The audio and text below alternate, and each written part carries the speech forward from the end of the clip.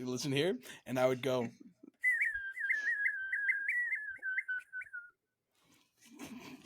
and like they could never tell who it was coming from. I was like, yeah, that's me. I was just like, just like laid down in class.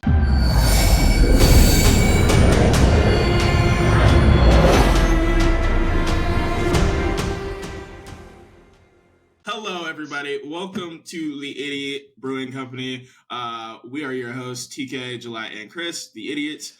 Welcome back. We're here to brew another deck, specifically a deck everybody's been talking about that I almost didn't want to brew, specifically because everybody's been talking about it. I'm tired. I'm tired of hearing about this bird.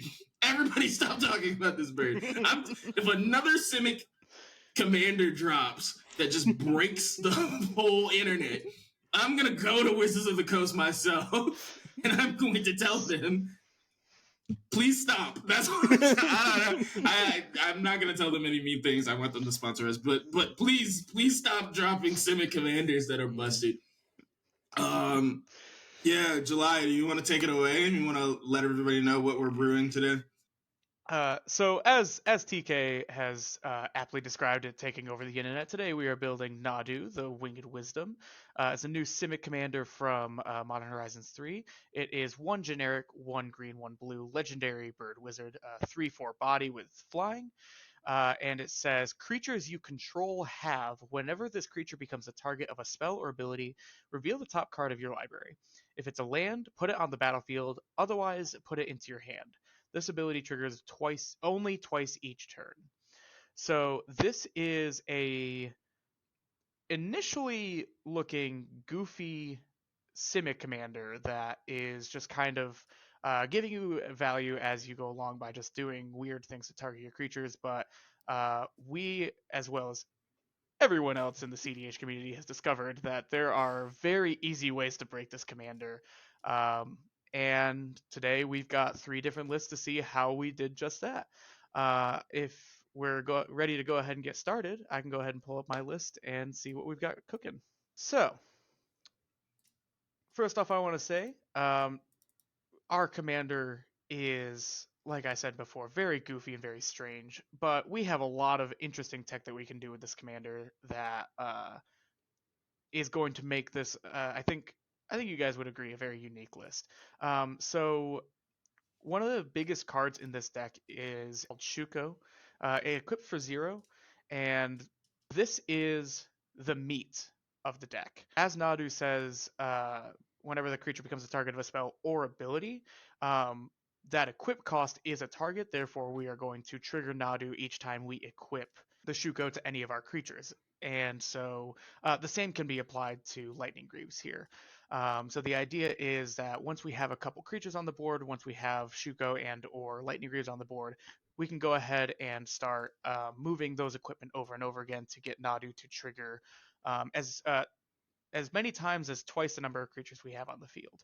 Took this and decided that we were going to do like a infinite mana kind of Thoracle win, because we're going to be putting cards in our hand, we're going to be putting lands on the field, and importantly, those lands don't enter tapped. It is a really great value engine to just keep on moving forward. So how do we do that? The easiest way to do that I think a lot of people have already picked up on is doing Displacer Kitten combos. For those who don't know, Displacer Kitten is a 4-drop, so 3 generic, 1 blue, 2/2, and it has the ability of whenever you cast a non-creature spell, exile up to 1 target non-land permanent you control, then return that card to the battlefield under its owner's control. The way that works with Nadu is that every time Nadu gets flickered, if you are casting your spells and Displacer Kitten is on the field, Nadu is going to reset all of the creatures that have his ability on them. So, you move your Shuko over and over again, and eventually you get a card that you can cast with Displacer Kitten. You cast a spell, Nadu gets exiled and returns back to the battlefield with Displacer Kitten. That completely resets all of the triggers. Therefore, that whole line of this ability triggers twice each turn. We don't care. Throw it in the bin. Doesn't matter to us. And so that is kind of our engine, is primarily the Shuko, Displacer Kitten, Nadu lines. Some other important cards that I want to talk about in terms of how to make this deck go burr. We are playing Scoot Swarm because our commander is putting those lands straight into play, and so Scoot Swarm is a fantastic way of just generating creatures for every time we do the loop. And so each of those new Scoot Swarms, or even if they're still just the insects, each of those new creatures is going to be another way for us to target and get more Nadu triggers. Bristly Bill and its counterpart Roaring Earth.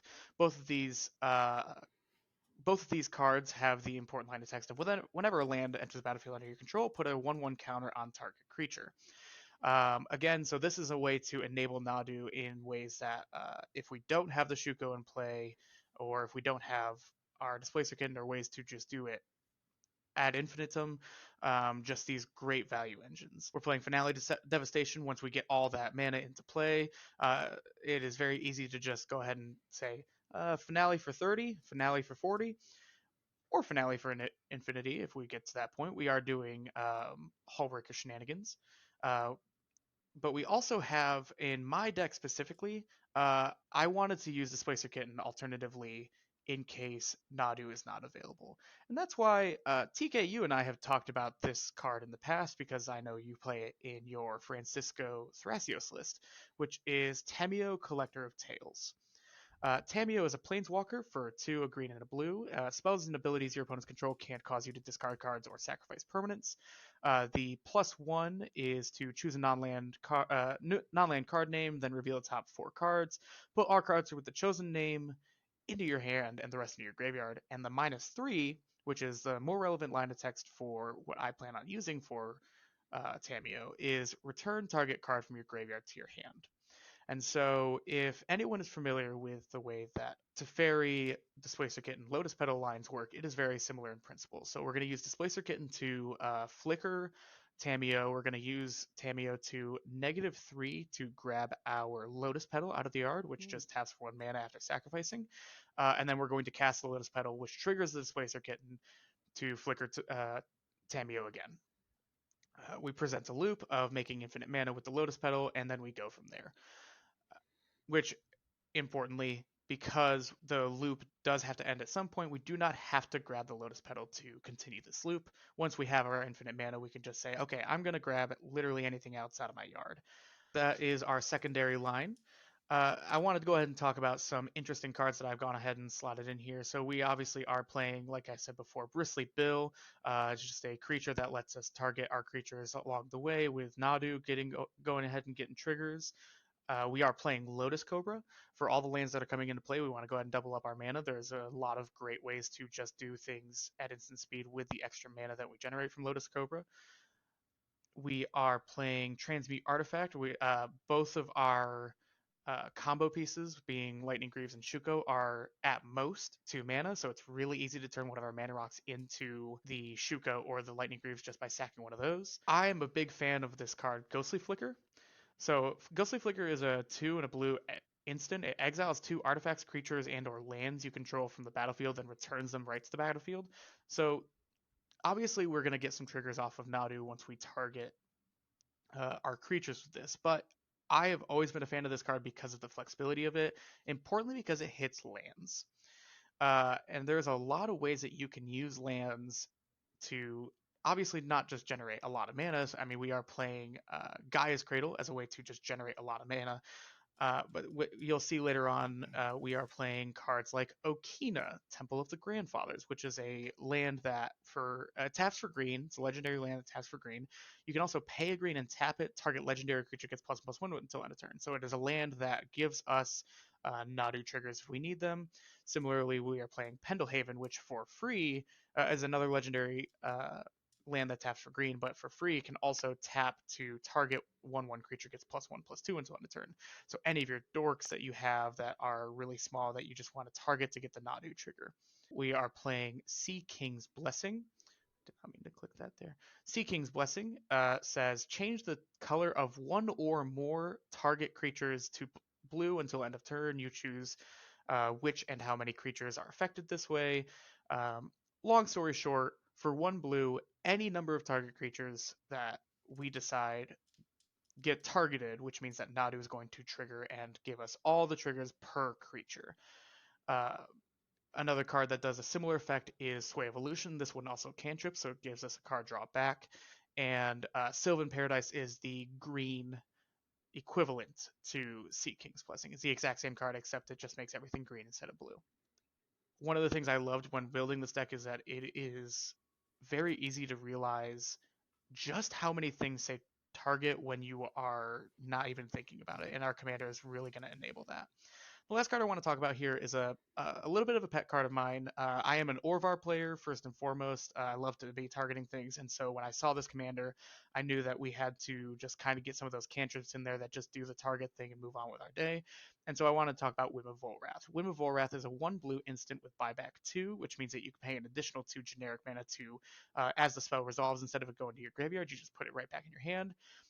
All it does on the card is that it changes the text of target permanent by replacing all instances of one color word or basic land type with another until end of turn.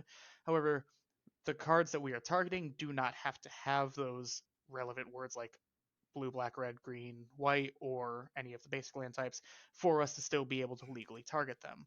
And so Whim of Wrath is a great way to keep just have a card in hand where we have, if we have nothing else going on, if we just need to get those Nadu triggers, we're holding up either a 1 mana instant cantrip that can get Nadu to trigger, or if we're in a better position, we have the ways to uh, target Nadu or target any of our creatures over and over again with that buyback cost. So I'll pass it off to you guys. What do you guys think of this list? I think it looks pretty sick. This commander is very new. So, like you said, it's hard to kind of do something that hasn't been done before when nothing's been done before when it comes to this commander. A lot of these decks are going to be running somewhat of the same card pool. So I know that my list for sure does have a lot of these cards as well. And I would be, I'd be sure if TK also has a good handful of these cards. It is very cool to see Whim of Volrath. I've seen you play that card so many times that when I do play against you, my Force of Negation will be in my hand as much as I can have it. Because no, you are not going to get the buyback cost. It is going to exile. Stop doing the things you're doing. This is not okay. I'm not even on Mystic Sanctuary. Doesn't this matter. Time. Doesn't matter. I built this deck too. You are not multi-targeting things with Whim of Volrath if I can help it. Yeah, that's fair. That's fair. Yeah, I like this list a lot. Very similar to what Chris said. It's really hard to kind of gauge what way a commander should be, especially when it's coming out and it's got so much hype. I'll be honest, there are a lot of cards that are different between our list, and that I think is the beauty of like having the entire community look at one specific card. Is you get so many different takes of like, oh wow, well I was thinking we could do this way, or I can think we could do this way.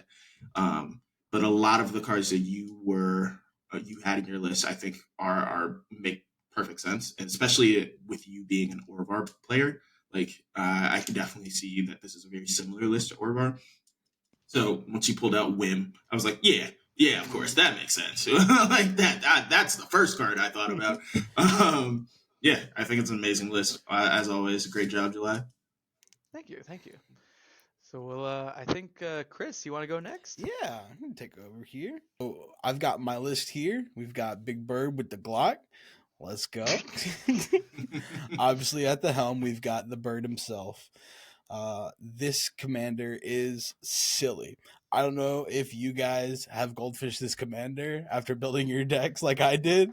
A little bit. I had some of the most fun goldfishing I think I've ever had in my life. And the fact that I needed to have my own dice to represent triggers on things that have triggered or haven't triggered or should be triggered, it was insane. It was absolutely insane. So let's go ahead and go over a couple of these ones. I'm going to start with some protection package. So for sure, we've got our Allosaurus Shepherd, our Spellskite. We do also have Sylvan Safekeeper. My list is very, very dependent on Nadu being out, so I prioritized heavily in making sure Nadu is going to hit the field.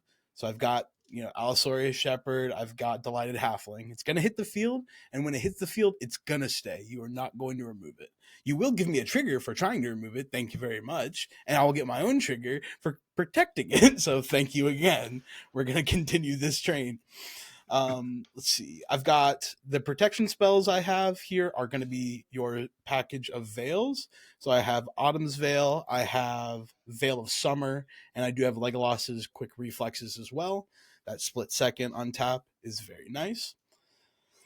I do also have the Shuko plan, which is it's a zero equip artifact. It's goated in this list. You can't lie. But I was very worried about prioritizing this. So I tried to make sure I had as many ways to target my own creatures as humanly possible. So we're going to dip a little more into the creatures. I saw these suites of untapped creatures, which made me very, very excited.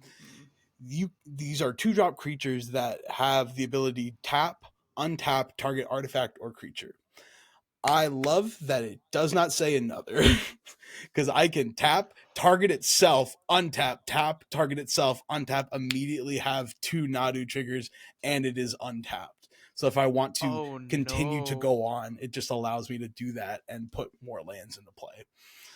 So we have Affeto Alchemist, which is not a card I ever knew existed, but I'm very happy it exists now.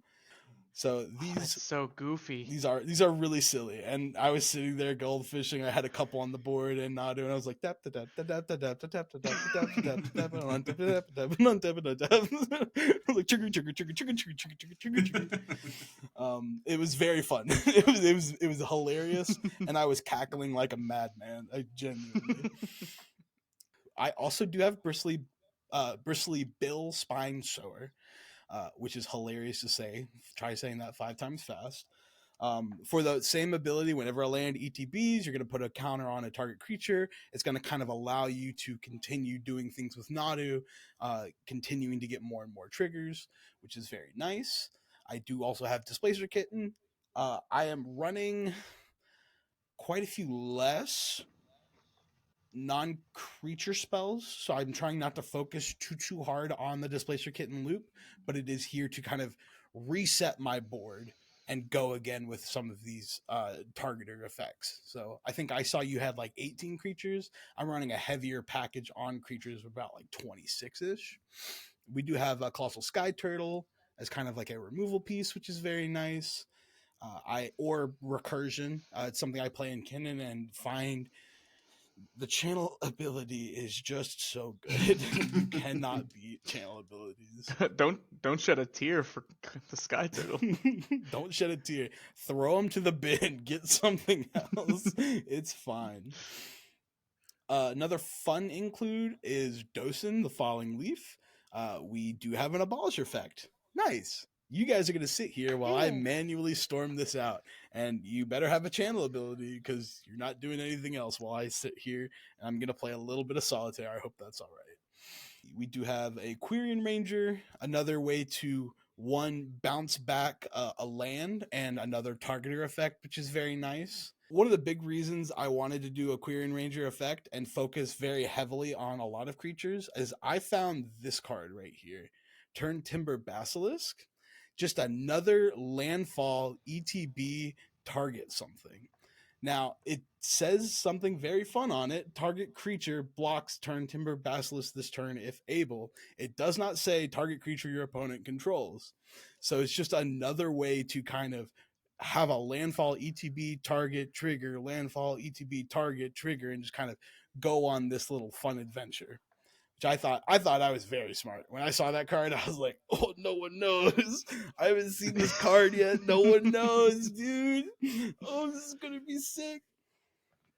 We do have a Tatiova, Benthic Druid. We're very landfall focused. Whenever a land will ETB, we will draw a card from Tatiova. We'll draw a card from Nadu, if not putting more lands into play. And we kind of just dig through our deck as fast as possible. We do have Scoot Swarm as that combo with Shuko, but it also combos with every other one of our targeters, which is very lovely.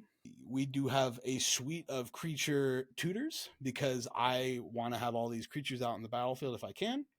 We've got Eldritch Evolution, we've got Finale of Devastation, and we have Neoform. Neoform is very nice for this deck in particular because it is running a lot of 2-drops and 3-drops. So a majority of my tappers can sacrifice. Boom! Here's a Docent. Did you counter the Neoform? No. Here's a Scoot. Here's a Scoot Swarm. Here's a here's a Turn Timber Basilisk.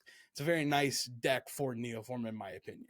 Two things that I did not see in your deck, but I was very excited to play. We're playing an MH3. Play MH3 cards, you know?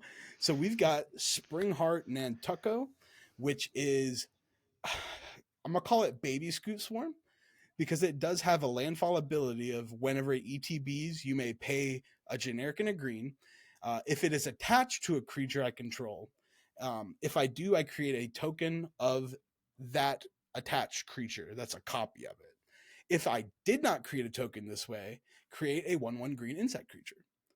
So basically it's landfall, trigger that doesn't matter, make a 1/1 as another thing that I can target. If I want to, say, make a copy of Seeker of the Skybreak, I can, but even though this deck makes a lot of mana, I mostly just want to kind of dump bodies on the field. And another one I was very happy with is 6. 6 is a really fun card. Yeah. I love 6. Yeah. 6 is so good. It's so nutty. And especially in a deck where we're running 30 lands, I'm going to be retracing everything. I was sitting there goldfishing and I was like, okay, cool. We're going to slam the Shuko. Oh, someone counters it. All right, we'll discard a land. We'll slam the Shuko. It's like, all right, how many counters? You're going to run out of counters eventually. I've got so many lands in my hand. You're going to fail one of these times. So that made me very happy. 6 and Springheart Nantucko, I feel, are going to be very, very good in this list specifically. Let's see. We do have our Fabricate. That way we can run and get our Shuko if we want. But another important artifact that I debated heavily on putting in here, because I didn't necessarily want this to be infinite mana win, but me and TK were talking about a different card, a different deck this weekend. And we've got Candelabra of Tana's. Candelabra. This card. There's a reason for that price tag, and because this card will go infinite with a ham sandwich if you let it. Like, I can drop this on the ground and just accidentally kind of go infinite mana. What you basically need to do is you need to have one of these silly little enchantments that target one of your lands, Utopia Sprawl or Wild Growth. Whenever the land is tapped for a mana, you add an additional mana of, if it's Utopia Sprawl, any color that you choose, which will be blue in this case. If it's Wild Growth, it does have to be green, but that's more than fine. You are floating 2 mana with 1 land, then you pay 1 mana to untap, still floating that mana. Repeat, infinite. Just out of nowhere. Jesus Christ. It's like, oh, you didn't see that? Yeah. Best part about it too is it's like, oh man, it only makes like infinite green. No, it doesn't, because after you make infinite green, you just untap all of your other lands, and then you tap for blue, and all you do whatever. It's so. Oh my god. Yeah. Mm-hmm. Yeah, I can see why it's $1,000. Busted card. Absolutely busted card. Why are we not running this card more? We are running even better part of it. I'm so sorry. I love this card, Chris. You're We were good. talking about it. Literally, let's say Shuko is already in your hand and you get Urza Saga. Urza Saga searches this. Mm-hmm. It is a 1-drop. not to spoil the surprise, but with the enthusiasm that TK has. Oh, it's 100% in my list. We were talking about it, and I was like, "Yeah, buddy." Yeah. We were losing our mind. We're like, wait a second. Hold Hold up. Wait, you don't even need the stupid enchantments if you have a Gaia's Cradle Mhm. in the field. Yeah, why, yes, Oh my July. god. You are so right. I'm so glad you brought that up. Oh no. We have crop rotation. We're gonna get this. It's fine. After we do get infinite mana, we have a plethora of creature tutors. We can go grab our Thrasios, draw out our deck, and then do a Kinnan thing from there, which is my favorite. Is we do this little card, Finale of Devastation, X equals 69,420,000. Bang! Nice. Bang! That is the win con in my deck personally. I did not. I was greedy, and I did not put a secondary win con in this deck. I'm gonna hit you, and that is what I'm gonna do. It's gonna be with a lot of guys. And that's it. Hey, we're praying for Sky Turtle to get that finale back. Mm-hmm. Yep. I forgot to put endurance, and so if I use this early, we kind of need that Sky Turtle, but it's okay. It's fine. We make enough dudes along the way that even if we don't get the instant I win, we can bounce everybody's stuff and probably kill them anyway. So. Another interesting one, because I'm playing 30 lands and I'm playing 6, I decided to run a Crucible of Worlds and a Ranimap Excavator. I plan to, if my lands are not coming in from Nadu, there's a heavy chance I'm throwing them to the graveyard for the 6 ability if I can get that off, because this will be one of the cards I tutor for pretty quickly. 6 is really good. 6 is really good in my playthroughs. So with the enchantments, we do have our Mystic Remora, we have our Rhystic Study. I threw in both of the retreats. Retreat to Coralheim, which is whenever a landfall ETBs, tap target creature, tap or untap target creature, or scry one. Turns out the scry one ability is really good with Nadu, because you can say, oh, that's a land, cool, we'll go. Oh, that's not a land, okay, we'll put that at the bottom, we'll go there, we'll draw that card. Retreat to Kazandu is also another one that targets as when a land ETBs, so it kind of just keeps on going, which is very nice. Then we have Roaring Earth, which is very much like Bristly Bill.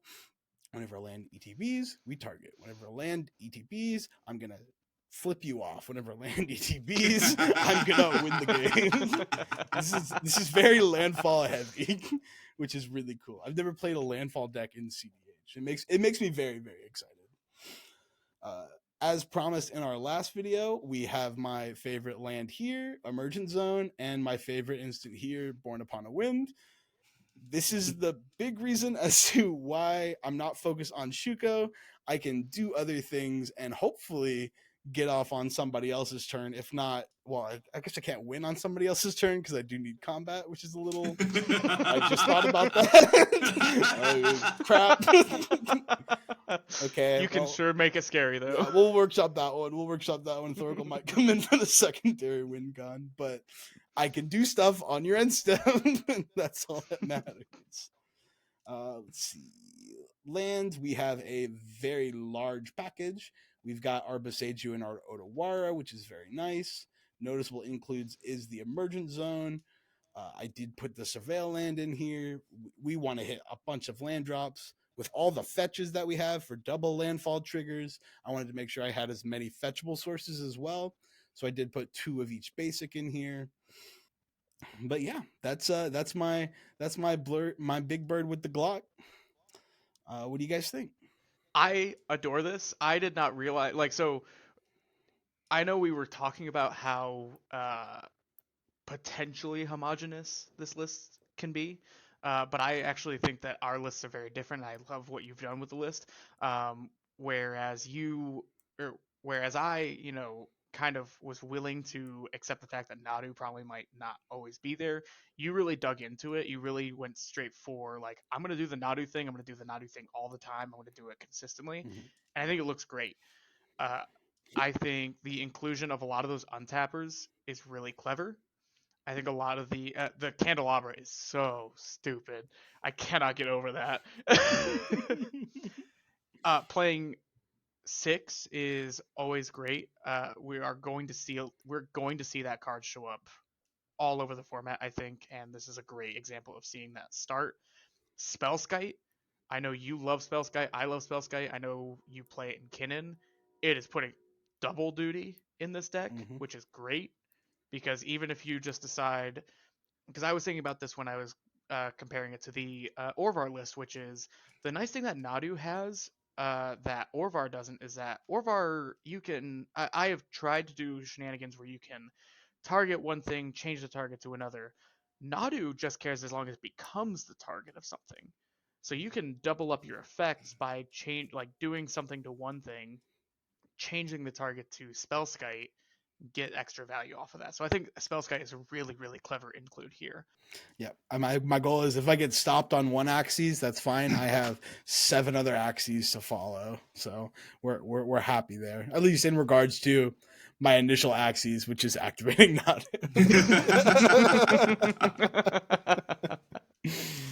TK, what you think? I think it's an amazing list. I think exactly like you said, this is an amazing mid-range list, which I always just come to expect from Chris. Your mind for the game is really, really heavy on that part, and I think it shows through your list. I did not put 6 in just because I was not thinking so much on the Crucible of Worlds. I was like, okay, I kind of want my lands to enter. I want them to go in. I was not even thinking about that. So that's something that I already know off the top of my head will be a change. I think I'll add that package. Yeah, I'm glad you did bring in Springheart and Antuco, just because one thing that I guess I can talk about it in my list, there is like some really funny interactions you can do with like the landfall triggers, because you can like enter. I love that card so much. It is just Baby Scoot Swarm. It's really dope. Strict Serenade is a new baby. Strict Serenade is super funny. Because it's just like, yeah, hey, nah. Yeah, that is another great card from Modern Horizons 3. Yeah, I'm very excited to see this card see play. Not against me. Please don't use it against me. If you counter Kinnan and give me a bird, time. I'm gonna cry. And you don't want to deal with a grown man crying, especially in a card shop, because you will, and I'm an ugly crier, and that's not cool. No one wants to deal with that. I'm gonna film it. No one wants to see it. I'm gonna put it on YouTube. Right on this channel, right here. But yeah, I think the list is amazing. I think there are a lot of similarities, but I also like looking at both of your lists. I'm looking and being like, what was I cooking actually? Genuinely. But there's one card that I think might work for your list that I'll talk about in my list that does fix that problem of like, dang, we don't have a win con unless finale hits in combat. I think there is a way to get around that. So we'll just head over to my list. I think that's a fantastic segue. Yeah, wonderful segue. TK. Yeah. So as far as the win con is concerned, in terms of like not going to finale, I also have finale, of course, because like we're in Simic, why not? Venerated Rot Priest is my secondary win con. Oh my god! Wait a second. Yeah. We can. We talked about this too. Yeah, if you and I talked about this card. Yeah. If we can find a way to make all of our creatures just like infinite targets, which we do have in this deck, we just kill our opponents outright. The ways that we can do that, of course, is Whim of Volrath, just buybacking it and doing it with infinite mana. We also have Capsizes here as well as a secondary way to do it. So just using those spells immediately after we get infinite mana, we just go, all right, cool. And everybody's dead. And I don't even have to go into combat. Great. Awesome.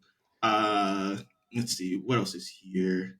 The Spring Heart Nantuko plan. I think my deck has a ton of landfall triggers, by the way, just because I think that's really interesting. That's like you said, that's not something that you see a lot in CDH, and I think it's very powerful because how do you respond to lands entering the battlefield? You know what I mean? Like that's really that sucks. So one thing that I really like about Spring Heart Nantuko is because it's an enchantment creature. It's got the whole bestow thing. You're not usually going to do that because you just want the bodies, but we have a ton of ways to make bodies actually in this deck specifically. So sometimes, let's say Displacer Kittens out there, you just bestow it, and you have 2 of those landfall triggers, which we do have in Lotus Cobra and Nissa, Resurgent Animus, which makes the mana regardless of how many times it's happened during the turn. you can actually make enough mana to the landfall triggers and make a ton of displacer kittens, and they all blink each other, and then you just keep going. Yeah. It's super funny. But yeah. There's a couple of things. Hold on. I was so excited to show you guys this list. I wanted to talk to you guys about it last night, but I was like, nah. We gotta wait for. I think we were all really excited to talk about this because I was like, I gotta show them this card that I put in the deck. Yeah. Nissa is really cool because one card that you had in your list, Chris, was Kyrian Ranger. Nissa is really cool for that because we're also running a Shia, Soul of the Wild.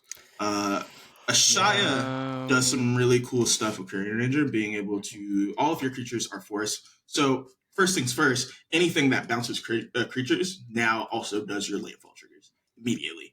And that's awesome. Because with Kyrian Ranger, you can make a board state where you have Kyrian Ranger plus like Birds of Paradise. You can do tap Birds of Paradise, make a green, Kyrian Ranger bounce itself to untap. And because it's doing the targeting, it'll create this loop where you're just drawing your deck and going crazy. So Ashaya is kind of another win con in that sort of, not necessarily a win con, it just makes a board state where it's like, I'm going to win. Because the way that I thought about Nadu is that it's Simic Storm, essentially, right? Like you're just going, instead of doing Storm in the traditional sense where we think of like, is it or Grixis, where you're just chaining a bunch of spells, we're storming off triggers. And so I just decided to kind of lean into that for my list. So Ashaya is there and has really cool ways to work with Nissa, because once you do that second trigger, if you have Ashaya in hand, you go get Kyrian Ranger, and if you have a Kyrian Ranger in hand, you go get Ashaya. And if you don't have either of them, then you just do it again the next turn. Tezi's here because we're searching for artifacts. We have some very important artifacts. Of course, Shuko's here. So is the Candelabra, because, that card is cracked. But we also are playing, I believe it's here, right? Or maybe I took it out. I think I took it out. I might put it back in. I was thinking Basalt Monolith as well with Kevin, because we wanted to. That makes sense. So that might also come back in. Let's see. What else is here? Trinket Mage goes gets your Shuko and or Candelabra. Trophy Mage was supposed to get Basalt. I think that's why I took it out, because I was like, okay, I think I'm going to take Trophy Mage out. So see that. Walking Ballista, another win con. You make infinite mana. You go, big Walking Ballista. Shoot. Really funny though. Walking Ballista targets, so you can also just use it to just target your own stuff and trigger it up. Yeah. So Walking Ballista is really cool on that side too. What did I say earlier? The things that you don't think about the way they target, they sure do. They sure do target. Unctus is here as well. Just being able to pay 2 life and target creature becomes blue. It's a sorcery speed, but if it's on your turn, it doesn't matter. I'm just gonna do this. And cool, I'm gonna pay my entire life and target everything, and I'm just gonna get everything in my deck, and eventually until I win, which is really great. Feta Alchemist is here. I saw that Tatiova was in your list, Chris. I had Tatiova as well. I switched for AC, and the only reason I switched for AC is because Tatiova is not, like, you have to draw with Tatiova. It's required. Versus AC is May. And the only reason that I made that thought is because Bowmasters is still a thing. And we have a bunch of little petty 1-drops. And while, I want to be protecting Nadu, sometimes you can't protect everything. So having AC just be like, okay, do I want to draw right here? Maybe not. Okay, cool. Then I'll keep it to where it is. It also acts as like being able to start off those landfall triggers by having the additional lands. Sea King's Blessing is here as well. I'm also playing this card, which is Sink into Stupor, which is land on the backside and pay 3 mana. It just is kind of like an island, but on the other side, it's return target spell or non-land permanent to its owner's hand. So it targets, and then it also resets the creature, so it can help you kind of start that storm turn really well. Enchantments, I'm not running the retreats. I'm just running the Roaring Earth, just because a lot of our lands are going to do stuff. I will get to it, I promise. I don't believe you. I think you're just going to skip over them. yeah. Okay, goodbye. But yeah, Whim of Olrath this year. I did talk about Capsize. Both of those allow us, once we do our infinite mana, we can just do the Venerator Rapri stuff. Um, lands. I'm running 28 when you include the Synthesis Stuber, which I think is sweet. But if I'm gonna do the 6 package, I think I will bump it up to 30. We're playing Dryad Arbor because it's a land creature. So anything that allows us to do the land stuff, we can also do the creature things and bounce it and do all the landfall triggers at the same time, which is really nice. Field of the Dead is a card I was very, very happy to see. Yeah. I see where this is going. Yeah. If you guys don't know what Field of the Dead does, it enters tapped. Sure, whatever. I don't care. Whenever Field of the Dead or another land enters the battlefield under your control, if you control 7 or more lands, which you surely will after you keep doing the Nado stuff, you create a 2/2 black zombie, which you can then target and then do more things, and then get more lands, and then get more zombies, and then target, and then you get more things, and then you make 10 zombies. You just keep going. And then this land, God, dude, Talon Gates of Madara.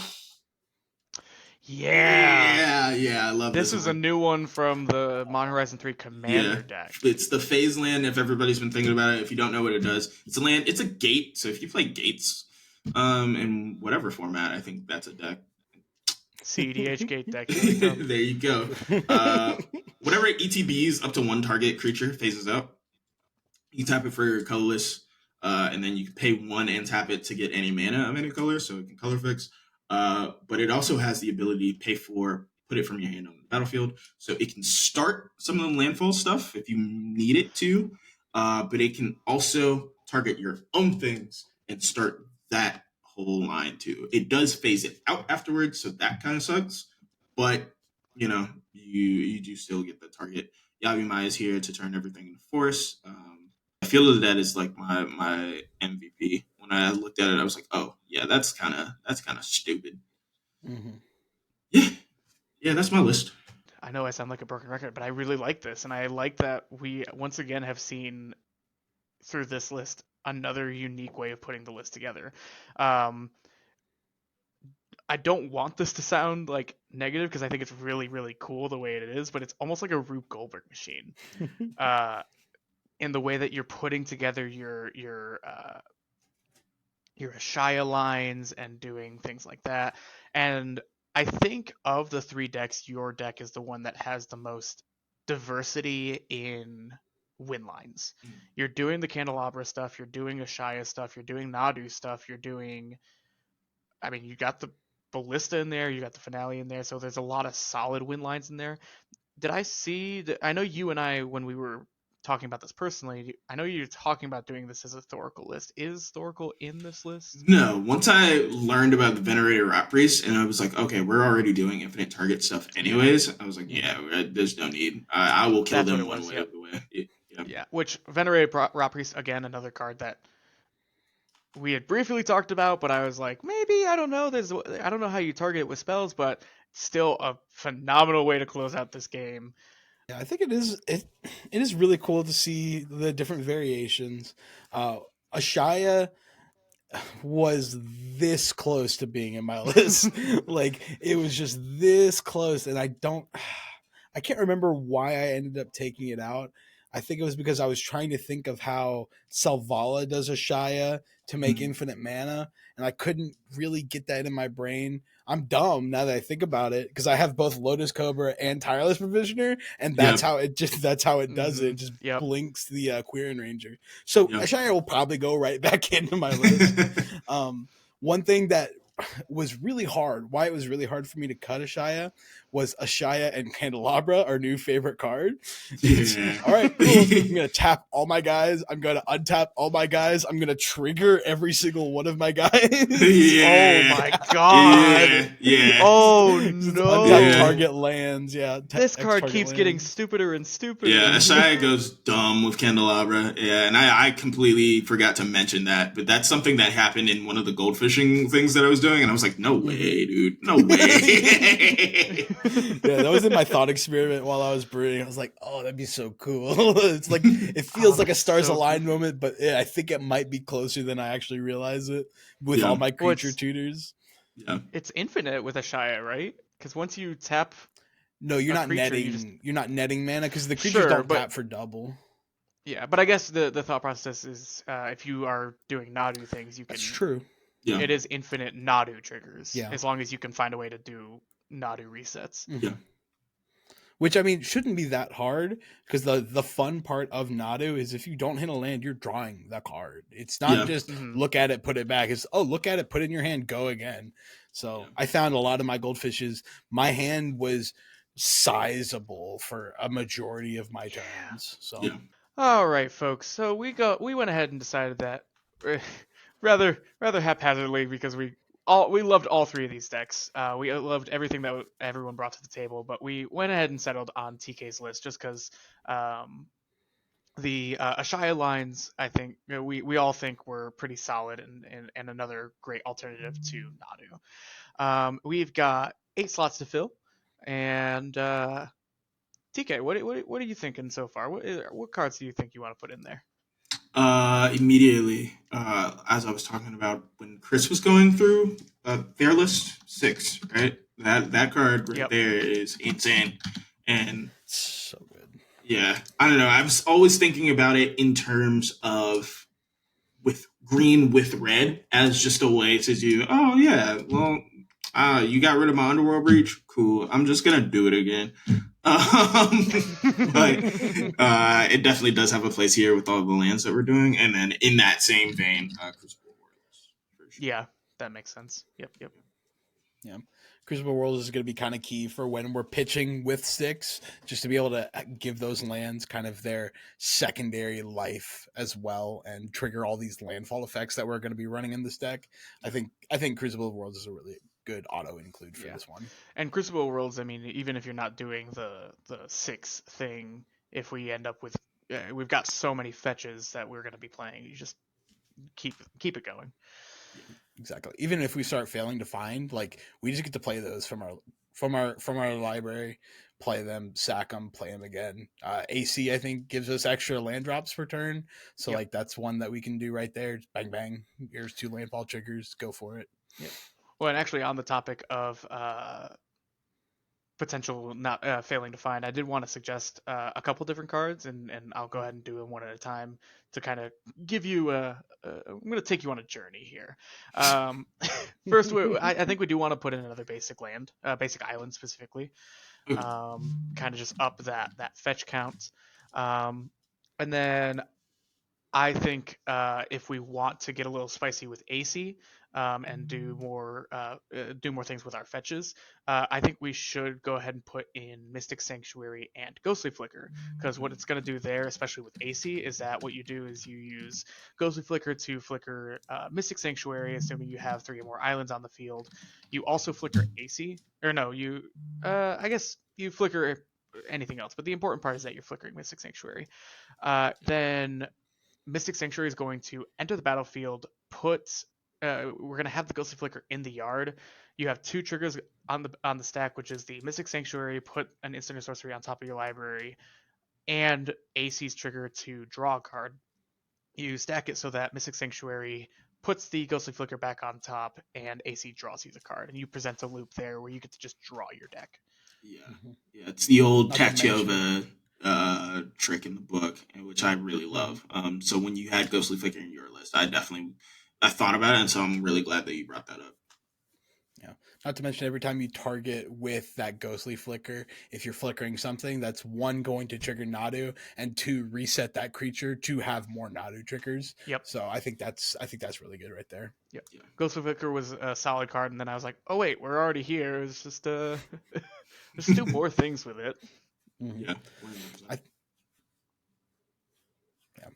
I think one of the things we might want to prioritize is that kind of a Shia line, being able to bounce the Quirion Ranger, replay the Quirion Ranger for one of our infinite mana outlets to go to, say we need to do our capsize into Venerated Rot Priest. I think what we could do is add in Tireless Provisioner. That way, whenever the Quirion Ranger is ETBing, we're making a treasure, netting up some mana, doing that large pool there. In the same vein, Retreat to Coralheim will also do that for us, because whenever Quirion Ranger ETBs, we can, say, float a mana with a bird, untap it with Retreat to Coralheim, float infinite mana through that route as well. Those so are both I think good calls. I think that'll be good. Yeah. Yep. Let's see. I think that leaves us with what, one more slot? One more slot. Get one more card. I really like the one drop target everything and just get a bunch. I think you're only running the blue one, so we could throw in the green one, Sylvan Paradise. Yeah. Yep. Yep. Those are both solid cards, and I mean, I think it's I think both of them are just, as long as Nadu is on the field, it's never a dead card. Mm-hmm. Yeah, I agree. Nice. Awesome. Well, TK, since we picked your list, you will have the honor of playing this list next week. In the gulag. In the gulag. Yeah. Oh, I'm gonna get my tail whooped. This doesn't have red in it. No, it's fine. If the gameplay that we've seen of this commander is anything to go off of, I think more likely than not we're gonna get our tails whooped. Awesome. Thank you guys so much for joining us again on the Idiot Brewing Company. I have been TK. That's been July. That's been Chris. We've been your idiots. Thank you so much. We will see you next week when we take Nadu into the Gulag against Orvar and some other amazing decks and see how it can stand. Will it stand on its own feet or will it crush on behind its baby little bird legs? We'll see. Anyways, definitely hit that like button, subscribe, and follow for more of your amazing idiotic texts. And yeah, we will see you next week. Take care, guys. Bye.